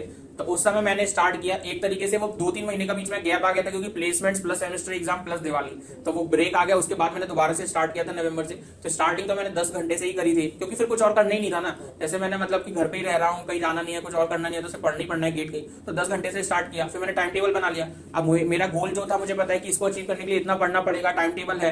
तो धीरे धीरे मैं देखता गया कि ये समय कम पड़ रहा है, तो मुझे अपने स्टडी आवर्स बढ़ाने पड़े। आखिरी तक जाते जाते आखिरी के दिनों तक मैंने 15-16 घंटे तक भी पढ़ाई करी है। मतलब कि पढ़ते पढ़ते रात को 1:30 बज जाते थे, कभी कभी पीठ में दर्द होने लग जाता था, लगता था कि यार अब बहुत हो गया, बस अब कल कर लेंगे।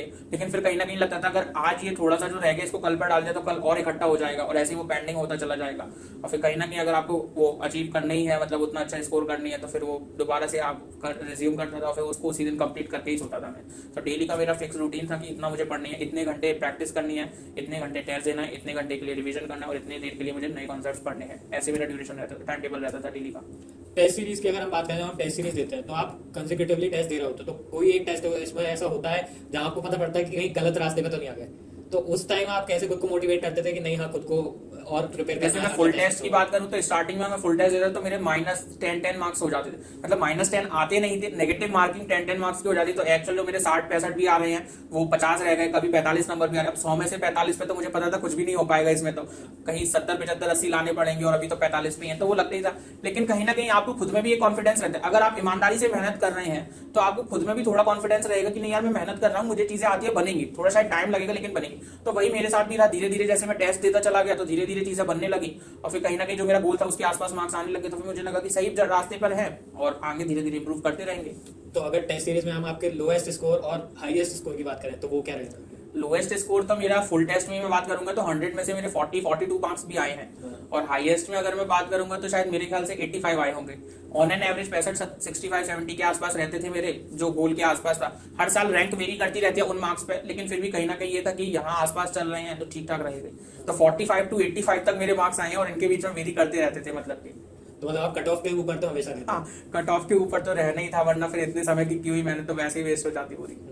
अब 4th फेज जो होता है प्रिपरेशन, मतलब पढ़ाई चालू करती है, उसके बाद प्रिपरेशन कर ली, टेस्ट सीरीज दे दी, अब वो सिलेक्शन हो गया, उसके बाद वो डिसाइड करना कि आईआईएससी बेंगलोर जाना है, तो वो एक प्रोसेस क्या होता है कि कहाँ पे जैसे आपको काउंसलिंग के लिए बुलाते हैं वो? अब एक्चुअली उसमें आईआईएससी बैंगलोर का ये था, 2-3 चीजें थी। जैसे जो कोचिंग पे मुझे फैकल्टी पढ़ाते थे उनमें से एक मैम थी, वो खुद भी आईआईएससी बैंगलोर से एमटेक किया हुआ था। तो कहीं ना कहीं अच्छा, जहां से आप पढ़े होते हो थोड़ा सा इंक्लिनेशन आपका वहां के लिए होता ही है। उसका एक कारण ये नहीं रहता कि आप वहां से पढ़े हुए, उसका कारण ये रहता है कि आपने वहां पे 2 साल पढ़ा है तो आपको उसके बारे में बहुत कुछ पता है, तो आप उसी के बारे में बता भी सकते हो। मान लीजिए आईआईटी बॉम्बे से किसी ने पढ़ा है तो उसको आईआईएससी बैंगलोर के बारे में क्या ही पता है। वैसे आईआईएससी बैंगलोर से कोई पढ़ा है तो उसने सिर्फ सुना है या कहीं पर लिखा हुआ पढ़ा है, उसने कभी खुद ने वो क्या कहते हैं फील नहीं किया है, वहां पे वो रहा नहीं है। तो वो था। दूसरा ये था कि क्या कहते हैं, मैं दोनों इंस्टीट्यूट्स में गया, जैसे उन्होंने मुझे बुलाया था, मुझे या मतलब गेट के जो रैंकर्स थे उस साल के, अंडर 100 को आईटी बॉम्बे ने बुलाया था और अंडर 60 को आईआईसी बैंगलोर ने बुलाया था। तो वहां पर गए तो वो 2 दिन का प्रोग्राम रहता है, वहां पे वो सारे डिपार्टमेंट्स के बारे में बताते हैं, डिपार्टमेंट में जो डिविजन है उनके बारे में बताते हैं, सब फैकल्टीज रहते हैं, उनसे इंटरेक्ट करो, सीनियर्स रहते हैं, कुछ बच्चे जो पास आउट होके जॉब कर रहे हैं वो भी रहते हैं, तो सबसे अच्छा इंटरेक्शन हुआ। उसके बाद में मेरे हिसाब से ये रहता है, कोई भी इंस्टीट्यूट चूज करते समय आपके पास में कुछ आपके अपने कुछ फैक्टर्स रहते हैं, एक लिस्ट होनी चाहिए आपके पास में कि ये मेरा क्राइटेरिया है किसी इंस्टीट्यूट को चूज करने का। अब आप देख लीजिए कि जो जो इंस्टीट्यूट आपको मिल सकते हैं उनमें से कौन सा इंस्टीट्यूट ज्यादा क्राइटेरिया को फुलफिल कर रहा है, उसके हिसाब से आप चूज कर ले। अब मेरे जो क्राइटेरिया, सबके क्राइटेरिया अलग अलग रहते हैं, मेरे अपने कुछ थे उनको मैं बताऊंगा तो नहीं, लेकिन जो मेरे क्राइटेरिया थे उसके हिसाब से मुझे आईआईसी बैंगलोर ज्यादा सही लगा, तो मैंने आईआईसी बैंगलोर चूज किया। और मेरे हिसाब से दोनों में से कहीं पर भी जाने पर कोई ऐसा नहीं लगता कि वो वाला ज्यादा अच्छा था, तो आईआईसी बैंगलोर भी बढ़िया था, आईआईटी बॉम्बे भी अच्छा है। तो अब आईआईसी में आप पहुंच गए थे, तो आप आईआईसी और की कॉलेज लाइफ के बारे में क्या कहना चाहेंगे? तो आप हालांकि आप 6 महीने ही रह पाए वहाँ पे, उसके बाद लॉकडाउन हो गया, लेकिन वो आपके 6 महीने कैसे, मतलब एनवायरनमेंट कैसा था, कॉम्पिटिटिव था या कैसा था, उसके बारे में आप क्या कहना चाहेंगे? ये रिग्रेट तो मुझे जिंदगी भर रहेगा कि मैं सिर्फ 6 महीने ही रह पाया, क्योंकि वो जितनी अच्छी जगह थी, जितना अच्छा कैंपस था, 2 साल भी कम है। 2 साल के आप 20 साल भी वहां रह लोगे तो ना तो आपका मन भरेगा इन टर्म्स ऑफ मतलब कि एंजॉय करने के हिसाब से और नॉलेज के हिसाब से। उस कैंपस में इतनी नॉलेज आपको मिलेगी कि आप सोच ही नहीं सकते। मतलब बच्चे एमटेक कर रहे हैं, फिर पीएचडी कर रहे हैं, फिर वहाँ रिसर्च कर रहे हैं, सीख ही रहे हैं, सीखने को भी बहुत कुछ है वहाँ पे। तो कैंपस लाइफ बहुत अच्छी थी, बहुत बड़ा कैंपस, ग्रीन कैंपस। बैंगलोर का वेदर वैसे भी बहुत अच्छा रहता ही है, थोड़ा एकदम और हम अंदर ही रहते थे। मतलब एक तो बैंगलोर शहर भी बहुत बड़ा है, दूसरी बात मैं पहली बार ग्वालियर से बाहर रह रहा था, तो ऐसा भी नहीं कि बहुत ज्यादा बाहर घूम रहे हैं। कैंपस बहुत अच्छा था, डिपार्टमेंट भी बहुत अच्छा है और शांति बहुत रहती थी। एक आपको एनवायरमेंट भी मिलता है वहाँ पढ़ाई का, मतलब आप देख, अब जाओगे तो वहाँ पे तो बच्चे पढ़ ही रहे हैं ज्यादातर, इसलिए भी पढ़ रहे हैं क्योंकि वहां पे मैं ये कहना चाहूंगा कि एमटेक की जर्नी में सबसे आसान स्टेप गेट क्रैक करना ही है। एमटेक करना तो उससे भी मुश्किल है। अच्छा। गेट आपने एग्जाम निकाल लिया तो बच्चे सोचते हैं गेट एग्जाम क्रैक हो गया, बढ़िया किसी कॉलेज में जाएंगे एमटेक करने, आराम से एमटेक करेंगे, अच्छी नौकरी लग जाएगी, लाइफ सेट है। उसके बाद मैं कहूंगा कि गेट तो बहुत आसान था, एमटेक तो बहुत टफ है। और एमटेक में आपकी पढ़ाई एटलीस्ट आईआईसी बैंगलोर में तो गेट का जहां पर सिलेबस खत्म हुआ था जिस लेवल पे, उसके ऊपर से एमटेक वहां पे स्टार्ट हुआ था। और मैं जो कि एक स्कूल लाइफ में एवरेज स्टूडेंट रहा, कॉलेज में भी एकेडमिक्स में तो मैं एवरेज ही था, कोई बहुत ऐसे टॉपर नहीं था, गेट क्रैक करके वहां पहुंचा, तो मेरे लिए तो वैसे भी और भी बहुत मुश्किल था।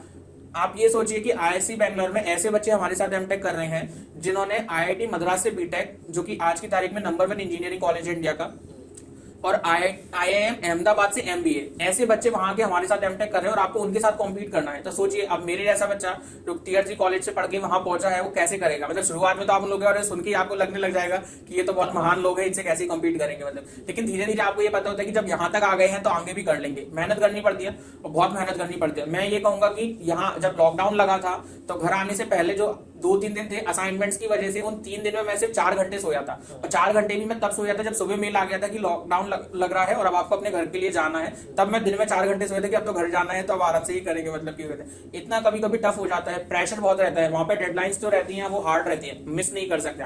मिस कर दिया तो काम खत्म। एग्जाम्स भी जो सेमेस्टर के रहते हैं वो बहुत टफ रहते हैं, वो ऐसा नहीं है कि रट के चले गए या कुछ करके चले गए। मतलब ओपन एग्जाम्स होते हैं जहाँ पे आप किताब ले जाओ, रिसर्च पेपर ले जाओ। बहुत से एग्जाम तो ऐसे होते हैं जहाँ पे इंटरनेट को भी यूज कर सकते हो, फिर भी आपसे आंसर नहीं बनेगा। 5-5 घंटे के एग्जाम होते हैं, हम बैठे हुए हैं 5 घंटे तक एग्जाम चल रहा है, मतलब की तो काफी टफ होता है एकेडमिक्स के टर्म्स में बात करें। लेकिन बाकी चीजों के हिसाब से बात करें तो सारी सुविधाएं भी है, मतलब कि क्या कहते हैं, हॉस्टल लाइफ भी बहुत अच्छी है, बैंगलोर शहर भी बहुत अच्छा है। तो मुझे तो बहुत अच्छा लगा और मैं काश 2 साल वहां रह पाता तो और भी अच्छा लगता, लेकिन मैं 6 महीने वहां पे था, उतना भी सफिशिएंट है। अब जब आपका प्लेसमेंट सीजन आया आईआईसी में, जब आपका प्लेसमेंट टाइम हो रहा था, तो आपका पहला प्लेसमेंट कौन सी कंपनी में था और वो इंटरव्यू एक्सपीरियंस कैसा था? तो प्लेसमेंट्स जो थे वो आई थिंक सितंबर 2020 में हुए थे, 3rd सेमेस्टर में जब था मैं, और तब मैं घर पे ही था, कोविड चल ही रहा था, तो प्लेसमेंट्स भी घर से ही हुए। तो डे 1 कंपनीज जो थी उसमें कुछ 10 कंपनीज थी, उनमें से कुछ 5 में अप्लाई कर सकते थे, मैंने उनमें अप्लाई किया था। उनमें से 3 के इंटरव्यू तक मैं पहुंचा था। उन 3 का नाम था वॉलमार्ट, क्वालकॉम और सिस्को। तीनों ही इंटरव्यू एक ही दिन थे मेरे और सुबह से स्टार्ट थे। मतलब वो भी अपने आप में मेरे लिए एक मतलब मोमेंट है जो मैं याद रखूंगा हमेशा कि कैसे मैंने उन तीनों इंटरव्यूज को मैनेज किया। सुबह मेरा कॉलकॉम का पहला राउंड स्टार्ट हुआ था 8:45 पे, कॉलकॉम का राउंड दिया। उसके बाद में मेरा वॉलमार्ट का होना था और सिस्को वालों का भी होना था। इतने में कॉलकॉम का दूसरे राउंड का मेल आ गया, उनको मुझे होल्ड करना पड़ा और ऐसे करके मैंने इंटरव्यू दिया। आप विश्वास नहीं मानेंगे कि वॉलमार्ट का तो मेरा फर्स्ट राउंड ऐसा था, उसमें जो इंटरव्यूअर था उसको मैंने 2 बार होल्ड पे डाला था। मतलब एक बार मैंने उनको कॉलकॉम वालों का इंटरव्यू शेड्यूल था उसी टाइम पे और उस टाइम पे वॉलमार्ट का चल रहा था, तो मेरे मोबाइल पे उसने फोन करने लगे कॉलकॉम कॉलकॉम के एचआर कि आपका इंटरव्यू है, तो मैंने कैमरा और माइक बंद करके उनसे बात करी और फिर रिज्यूम किया और वॉलमार्ट के इंटरव्यूअर को बोला कि पावर कट हो गया था, इस वजह से मैं नहीं कर पाया। दूसरी बार फिर कॉल आया उनका और दूसरी बार फिर से मैंने उनको होल्ड पे किया और फिर से उनको यही बहाना मारा, मतलब कि तो वो भी एक मोमेंट मुझे याद रहेगा कि मैंने इंटरव्यूअर को ही 2 बार होल्ड पे डालना पड़ा मुझे फर्स्ट राउंड में ही। वॉलमार्ट का जो था मेरा वो भी क्लियर हो गया था, कॉलकॉम का भी मेरा क्लियर हो गया था। इन इंटरव्यूज में कॉन्टेक्ट स्विच करने के कारण में एकदम से मैं हड़बड़ा के सिस्को के फर्स्ट राउंड के लिए अपियर हुआ, तो एकदम से उन्होंने कुछ क्वेश्चंस पूछे मुझसे, वो नहीं बने तो सिस्को में मैं फर्स्ट राउंड में बाहर हो गया था। वो हो भी जाना चाहिए था मुझे, क्योंकि इतना खराब चल रहा था कि वो तीनों को मैं कंटिन्यू वैसे भी नहीं कर पाता। कॉलकॉम और वॉलमार्ट दोनों ने मुझे सिलेक्ट कर लिया।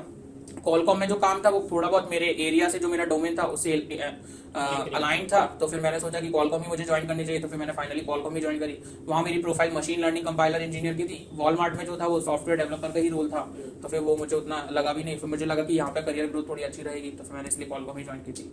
फिलहाल अगर हम बात करें तो आप कॉलकॉम से स्विच कर सके हैं नोड लैब्स में, तो ये स्विच कब हुआ था, कितने ड्यूरेशन, कॉलकॉम में वर्क करने के कितने ड्यूरेशन बाद हुआ, और ये डिसीजन लेना कि अपने आप में कि ये कॉलकॉम क्योंकि एक बहुत ही रेप्यूटेड कंपनी है, ग्रोथ भी उसमें दिखती है लोगों को, तो वो स्विच करना, एक स्टार्टअप में आना, नोड लैब्स जो है, वो डिसीजन कितना टफ था और वो कैसे लिया? तो कॉलकॉम में मैंने फाइनली ऑफर एक्सेप्ट, कॉलकॉम का क्या था, मतलब डे 1 कंपनीज में मेरा प्लेसमेंट हुआ था और हम किसी एक कंपनी के ऑफर को ही एक्सेप्ट कर सकते थे, ताकि जो वेटिंग लिस्ट होती है वो किसी और को ऑफर दे दे। तो मैंने कॉलकॉम का एक्सेप्ट किया। जुलाई 2021 में मेरा एमटेक खत्म होकर फिर मैंने कॉलकॉम में स्टार्ट किया, कॉलकॉम ज्वाइन करी और स्टार्ट किया, वो भी घर से ही था मेरा। कॉलकॉम में काम शुरू करने के मतलब 1-1.5 महीने तो शुरू में रैंप अप ही रहा, मतलब कि सीख रहे थे चीजों के बारे में, उसके बाद काम स्टार्ट किया। तो इंटरव्यू के दौरान कुछ बात हुई थी हमारी, मतलब पैनलिस्ट के साथ में, कि काम किस तरीके का रहेगा, मैं किस तरीके का काम करना चाहता हूँ या किस एरिया में, और फिर जो काम हम कर रहे थे वो वैसा नहीं था, या मैं कहूंगा कि उस अलाइन नहीं था उतना मेरे इंटरेस्ट के साथ में। तो फिर मुझे धीरे धीरे, अब अगर काम आपके इंटरेस्ट का नहीं होगा तो आप काम में ना तो आपका मन लगेगा, ना ही आप अच्छे से कर पाओगे और ना ही फिर आपकी उतनी ग्रोथ होगी।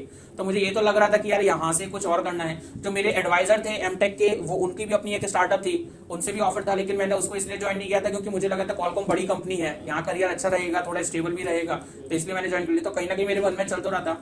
फिर मुझे इस स्टार्टअप के बारे में पता चला, तो फिर मैंने सोचा कि देखते हैं ट्राई करके कि और काम कैसा रहेगा। यहाँ पे थोड़ा सा अलाइन ही था, जैसी बातचीत हुई थी उस हिसाब से। तो इसके लिए मैंने अप्लाई कर दिया, इंटरव्यू हुआ, इंटरव्यू अच्छा गया था। आपका इंटरव्यू अच्छा जाता है तो आपको पता होता है सिलेक्शन होगा या नहीं होगा, मतलब ज्यादातर कंपनी जिनके मैंने इंटरव्यूज दिए मुझे पता रहता था इसमें मेरा होगा या नहीं होगा। तो इंटरव्यू अच्छा गया, मेरा सिलेक्शन हो गया। उसके बाद 3 महीने से भी कम हुए थे और मैंने कॉलकॉम से रिजाइन कर दिया। तो वो एकदम से फोन वोन आए कि एकदम से ऐसे क्या हो गया, तो मैंने अपने कुछ रीजंस बता दिए। फिर उसके बाद मैं नोड लैब्स में काम कर रहा हूँ, वहाँ मेरी एआई कंपाइलर इंजीनियर की प्रोफाइल है। और कहीं ना कहीं वो डिसीजन लेना आसान तो नहीं था, क्योंकि एक 40,000 एम्प्लॉयज की कंपनी में से मैं 40 एम्प्लॉयज की कंपनी में गया, तो एक बहुत बड़ा डिसीजन था। वो भी वो कंपनी जिसका हेडक्वार्टर यूएस में है, कहीं और वो ऑपरेशनल नहीं है, मैं यहाँ इंडिया में बैठ करके काम कर रहा हूँ। तो कहीं ना कहीं वो एक रिस्क फैक्टर थोड़ा बहुत रहता ही है। और जैसा मैंने इंटरव्यू में कहा था कि if you risk nothing then it means you risk everything. तो कहीं ना कहीं वो रिस्क मैंने इसलिए लिया क्योंकि मुझे ऐसा लगा कि जहां मेरा इंटरेस्ट है जिस एरिया में, मुझे वो काम ही करना चाहिए, और शायद तभी मैं ज्यादा बेहतर से अपने करियर में आगे बढ़ पाऊंगा। और थोड़ा बहुत रिस्क तो चलते ही है। दूसरी बात ये, आईआईसी बैंगलोर से या आईआईटी जैसे इंस्टीट्यूट से आप पढ़ के आए हो तो आपको इतना कॉन्फिडेंस रहता है नौकरी तो मिल जाएगी, कम या ज्यादा की तो मिलेगी, थोड़े बहुत पैसे कम ज्यादा होंगे देख लेंगे, ऐसा तो है नहीं कि घर पे बेरोजगार बैठना पड़ेगा। तो वो चीज थी मेरे मन में कि यार यहाँ नहीं तो कहीं और कर लेंगे, लेकिन अभी यहाँ तो नहीं करना है। फिर मैंने रिजाइन कर दिया और उस कंपनी को ज्वाइन कर लिया। वहाँ पे मैं काम कर रहा हूँ, वहाँ पे काम मेरे इंटरेस्ट से अलाइन भी है और मुझे काफी अच्छा भी लगता है। वर्क कल्चर भी काफी अच्छा है। कॉलकॉम में भी बाकी सारी चीजें बहुत अच्छी थी, सिर्फ और सिर्फ जो काम था उसमें मेरा इंटरेस्ट नहीं था, इस वजह से मुझे वो छोड़नी पड़ी। और वो रिस्क एक तरीके से देखा जाए तो आज वर्थ इट भी है, क्योंकि आपका पैकेज 1.05 सीआर के आसपास है, वो भी इंडिया पे 1.04 सीआर के आसपास है, और अगर आप यूएस शिफ्ट करते हैं तो वो और ज्यादा भी हो सकता है। हाँ, वर्थ इट सिर्फ इसलिए नहीं है क्योंकि वो मुझे इतने पैसे दे रहे हैं, वो इसलिए है क्योंकि वहां पर वो काम मिल रहा है जो मैं करना चाहता हूँ, मुझे उसमें इंटरेस्ट भी आता है और वर्क कल्चर भी बहुत अच्छा है, मतलब, और मैं अपने घर पे ही हूँ एक तरीके से। तो इससे अच्छा क्या ही हो सकता है, मतलब आप ग्वालियर जैसे शहर में बैठ करके काम कर रहे हो, आपको इतना अच्छा पैकेज मिल रहा हो, तो वो सारी चीजें है ही, मतलब सिर्फ एक पैसा फैक्टर नहीं है, बाकी सारे फैक्टर्स भी हैं। तो मेरे हिसाब से वो डिसीजन मेरा सही था। और मुझे ऐसा लगता है कि सारे डिसीजन सही होते हैं इंसान के, वो उसको लेकिन बहुत बाद में जाकर के समझ में आता है कि उसने जो डिसीजन लिए थे वो सही थे। जैसा स्टीव जॉब्स ने कहा था, you can't connect the dots by looking forward, you can always connect them by looking backwards. तो आज जब मैं पीछे मुड़ के देखता हूँ तो मुझे हर चीज सही लगती है। मेरा जेईई में ना होना भी मुझे सही लगता है, गेट के लिए प्रिपरेशन करने का डिसीजन भी सही लगता है, उसके बाद में जो इंस्टीट्यूट ज्वाइन किया वो भी सही लगता है। मैं आपको एक चीज बताऊँ आईआईसी बैंगलोर के बारे में, वहां पर आपको एमटेक में कोई एक प्रोफेसर को चूज करना पड़ता है जिसके अंडर में आप अपना एमटेक प्रोजेक्ट करते हैं और थीसिस सबमिट करते हैं। एमटेक या पीएचडी हो, वहां पर आपको थीसिस लिखनी पड़ती है। उसके लिए मुझे प्रोफेसर को चूज करना था। जिस प्रोफेसर को मैंने चूज किया, पूरे बैच में से सिर्फ मैं ही अकेला था जो उनके अंडर में गया। मैं ये तो नहीं कहूंगा मैंने प्रोफेसर को चूज किया, अल्टीमेटली जवाब तो उन्हीं का ही होता है, हाँ या ना। लेकिन मतलब मैं ये कहूँ कि जिन लोगों को मैंने ये कहा कि मैं आपकी लैब में आना चाहता हूँ, वो उनमें से एक थे और कोई और नहीं गया। और जितने लोगों से मैंने बात करी उनमें से लगभग सबने मना किया कि मत जाओ उनके लैब में। वो इसलिए नहीं कि वो खराब थे, इसलिए क्योंकि उनकी एक्सपेक्टेशंस बहुत ज्यादा है। मतलब कि वो खुद भी बहुत इंटेलिजेंट है, मतलब मैं, और आईएससी में कोई प्रोफेसर है तो वो तो वैसे ही उनका नॉलेज लेवल तो आप सोच सकते हैं क्या होगा। तो उनकी एक्सपेक्टेशंस बहुत ज्यादा है, बहुत मेहनत करनी पड़ेगी। तो मैंने ये सोचा कि, और मैंने उन लोगों से कहा मेहनत तो करनी ही है, वो तो कहीं पर भी जाओगे, कहीं थोड़ी कम कहीं थोड़ी ज्यादा, और 2 साल का एमटेक है, कुछ अच्छा करने के लिए तो आया, थोड़ी सी ज्यादा मेहनत कर ली तो क्या ही जाएगा। वैसे भी गेट में मैंने इतनी मेहनत करी है। तो मैंने उन प्रोफेसर की लैब ज्वाइन करी और सिर्फ उस लैब को ज्वाइन करने की वजह से ही आज मैं इस जगह पर हूँ। अगर मैंने वो लैब ज्वाइन नहीं करी होती तो शायद मैं आज यहाँ पर नहीं भी होता। तो उस समय लगता था कि शायद वो डिसीजन गलत हो सकता है या गलत है, या लोगों को लगता होगा कि इसने ये गलत डिसीजन लिया। लेकिन आज जब देखते हैं तो मुझे तो सही लगता ही लगता है, दूसरों को भी लगता है, जो मुझे मना करते थे कि यहाँ नहीं जाना चाहिए, उनको भी लगता है कि इसने सही डिसीजन लिया। ये तो टेक्निकल लाइफ हो गई पूरी, टेक्निकल आईएससी जाना, जॉब, टेक्निकल। अगर आप नॉन टेक्निकल लाइफ के बारे में बात करें तो जैसे कि आपकी बुक्स है काफी, ये काफी नॉन टेक बुक है और हिंदी में भी आप पढ़ रहे हैं। तो काफी नॉन टेक नहीं है, ये सारी ही नॉन टेक है। इसमें एक टेक बुक सिर्फ वर्किंग विद सी है, और ये भी अभी घर में सफाई हुई दिवाली की तो मैंने यहाँ पे लाके रख दी निकली। बाकी ये सारी बुक्स है। बुक्स हिंदी में है, उसके 2 कारण हैं। पहला कारण तो ये है कि हिंदी नेटिव लैंग्वेज है, तो उसमें हम जल्दी चीजों को समझते भी है और पढ़ने में टाइम कम लगता है। तो बुक्स ये जो मैं पढ़ रहा हूँ, मतलब ये टेक तो है नहीं है, तो नॉलेज तो मुझे कुछ बढ़ानी है ऐसे, यानी इंटरेस्ट के लिए ही पढ़ रहा हूँ मैं, अपने फ्री टाइम में ऐसा हॉबी पढ़ता हूँ। तो इनमें समय कम लगता है इसलिए मैं पढ़ता हूँ। हिंदी में है तो और भी लोग पढ़ सकते हैं, कोई भी पढ़ सकता है, आप किसी को दे भी सकते हैं। इंग्लिश वाली ये है कि आप सबको तो नहीं पढ़ने के लिए दे सकते। तो यही कारण है, मेरा तो यही कारण है हिंदी में बुक्स मंगाने का, कि उसको पढ़ने में समय कम लगता है, जल्दी पढ़ लेता हूँ। क्योंकि मैं इंग्लिश में भी मंगा के देख चुका हूँ और हिंदी में भी, और कहीं ना कहीं हिंदी में टाइम कम लगता है इसलिए। अब अगर आप जॉनर की बात करेंगे कि बुक्स कैसी हैं, मतलब कि नॉन टेक हैं, तो उसमें मैं ये कहूंगा कि टेक में तो हम पढ़ ही रहे हैं, काम कर ही रहे हैं। अब अगर सिर्फ बुक्स ही वही पढ़ेंगे तो वो आपको वैसे भी बोर लगने लग जाएगा। दूसरी चीज ये है कि मेरा इंटरेस्ट और भी चीजों में, जैसे हिस्ट्री की बुक्स हैं, इसमें पॉलिटिक्स की बुक है, कुछ पर्सनैलिटी डेवलपमेंट पे लेकर के हैं, कुछ माइथोलॉजिकल हैं, तो अलग अलग वो उनसे एरियाज की बुक है। मैं जब भी बुक मंगाता हूँ मैं एक साथ 5 बुक ऑर्डर करता हूँ, वो 5 बुक अलग अलग उनकी होती है। जैसे कोई एक हिस्ट्री पे हो गई, कोई माइथोलॉजी पे हो गई, कोई पर्सनैलिटी डेवलपमेंट पे हो गई, कोई पॉलिटिक्स पे हो गई, कोई किसी और चीज पे हो गई, और ऐसे कोई पोयम हो गई, पोइट्री पे हो गई, और 5 बुक ऑर्डर करूंगा, 5 अलग अलग, ताकि मैं बोर हो जाऊं किसी एक बुक को पढ़ के तो दूसरी पर स्विच कर लेता हूँ। और ये बुक्स पढ़ना मुझे अच्छा लगता है। मेरे हिसाब से अगर कोई एक हैबिट हर इंसान में होनी चाहिए, या मेरे ख्याल से 2 हैबिट होनी चाहिए। पहला, उनको एक्सरसाइज जरूर करना चाहिए, मैं जो नहीं कर पाता हूँ डेली, मैं बोल रहा हूँ लेकिन। और दूसरा, बुक्स पढ़ना। जितनी नॉलेज आपको बुक्स पढ़ने से मिलेगी उतनी दुनिया में आपको कहीं से नहीं मिलेगी, और आपको बुक्स तो जरूर पढ़नी चाहिए। वो एज अ पर्सन आपको डेवलप करती है, सिर्फ एक करियर के हिसाब से नहीं, आप एज अ पर्सन ग्रो करते हैं। और जब आपके पास नॉलेज होगी तभी आपके पास थॉट्स होंगे, और तभी आप बहुत कुछ कर सकते हैं आगे। एट द एंड मैं जानना चाहूंगा, कई बच्चे हैं जो गेट एस्पिरेंट्स हैं या फिर वो प्लेसमेंट के लिए गाइडेंस लेना चाहते हैं, तो आपको अप्रोच कैसे कर सकते हो गाइडेंस के लिए, ये आप और एक बार बता दें। सो एक्चुअली क्योंकि मैं यहीं पर हूँ, घर पे ही मैं रिमोटली वर्क कर रहा हूँ, तो टाइम तो काफी रहता है मेरे पास में। और जब मैं फ्री रहता हूँ तो मैं बच्चों को गाइडेंस देता रहता हूँ। मैंने ग्वालियर में भी कुछ इंस्टीट्यूट्स में ऐसे सेशन लिए हैं फिजिकली, MITS में 2 बार लिए हैं, IPS कॉलेज में लिए हैं, ऑनलाइन भी कुछ कोचिंग इंस्टीट्यूट्स अप्रोच करते हैं तो मैं वहाँ भी ऐसे सेशन देता रहता हूँ। तो अगर कोई स्टूडेंट गाइडेंस के लिए अप्रोच करना चाहे तो मेरी पर्सनल वेबसाइट है www.dvivekhandelwal.com, जिसका लिंक आपके वीडियो के डिस्क्रिप्शन में भी है। तो उस पर जाकर के एक पेज है आस्क मी योर क्वेरी, तो उस पर जाकर के बच्चे अपने सवाल पूछ सकते हैं और फिर मैं उनको उनके जवाब दे दूंगा। तो जो भी कुछ डाउट है या गेट को लेकर या प्लेसमेंट्स को लेकर या इन जनरल कुछ भी सवाल है तो बच्चे वहाँ पूछ सकते हैं, तो वहाँ पर उनको उनके सवालों के जवाब मिल जाएंगे। थैंक यू सर, आपसे इंटरेक्ट करके बहुत अच्छा लगा, और हम चाहेंगे आगे भी ऐसे सेशंस होते हैं, और जिन लोगों को भी गाइडेंस लेना हो वो सर को अप्रोच कर सकते हैं। Thank you.